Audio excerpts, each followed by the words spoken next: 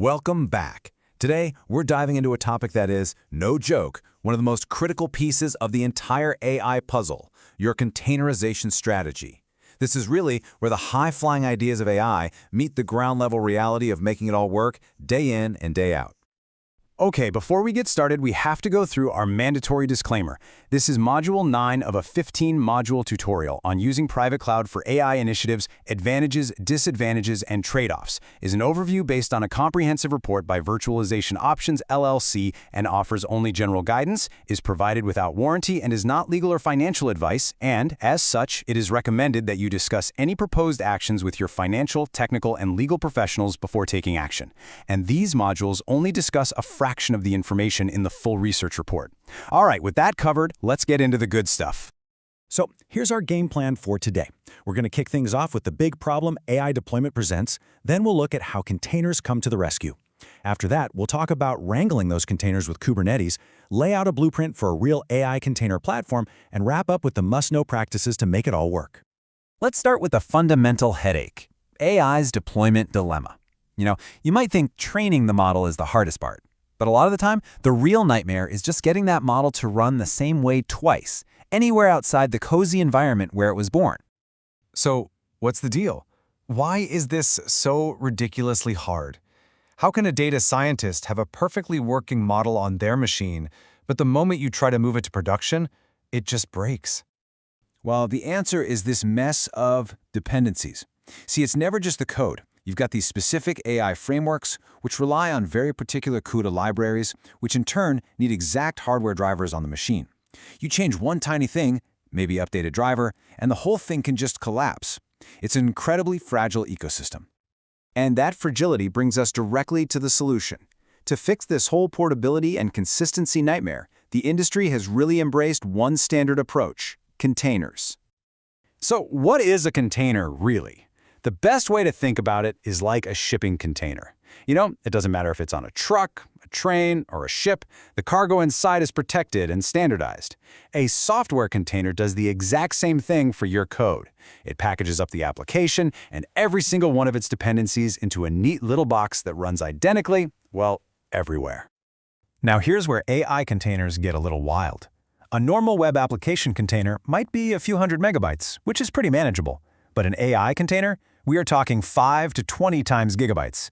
That huge size, stuffed with all those libraries and models, creates a whole new set of problems for storing them and just moving them across your network. Okay, so we've got our containers. But what happens when you're not dealing with one or two, but hundreds, maybe thousands? Well, that's where an orchestrator comes in, and the undisputed king of that world is Kubernetes. But here's the twist. AI workloads push Kubernetes to its absolute limit. For anyone not familiar, you can think of Kubernetes as the operating system for your entire data center. It's the brain that automates running all your containerized apps. But, and this is a big but, it was originally designed for lots of small, simple web services, not for the giant, resource-hungry, long-running beasts that are AI training jobs.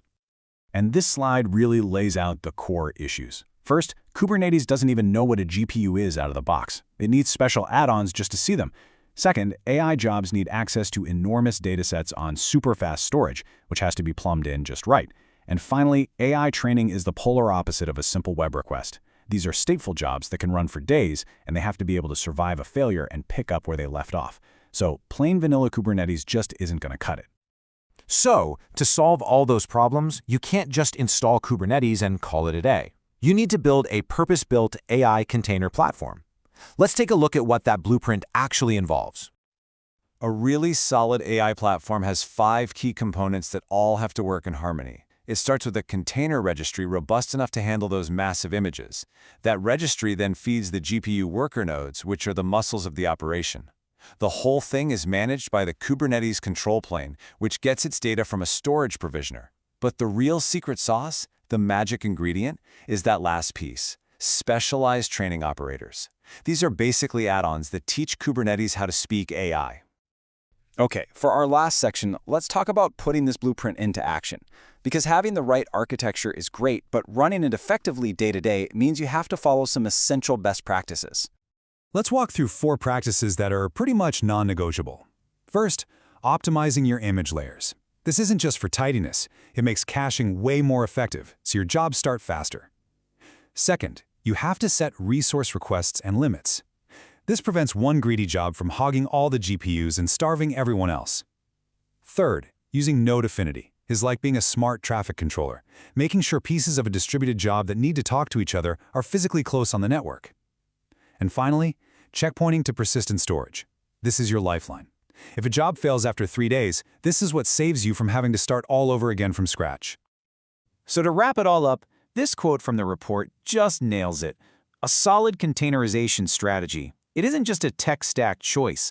It is the absolute foundation of a successful MLOps strategy. It gives you the portability, reproducibility, and efficiency that modern AI demands. So I'll just leave you with this one question to chew on. As these AI models just keep getting bigger and more complex, is the container strategy you have today really ready for what's coming tomorrow? Thanks for tuning in.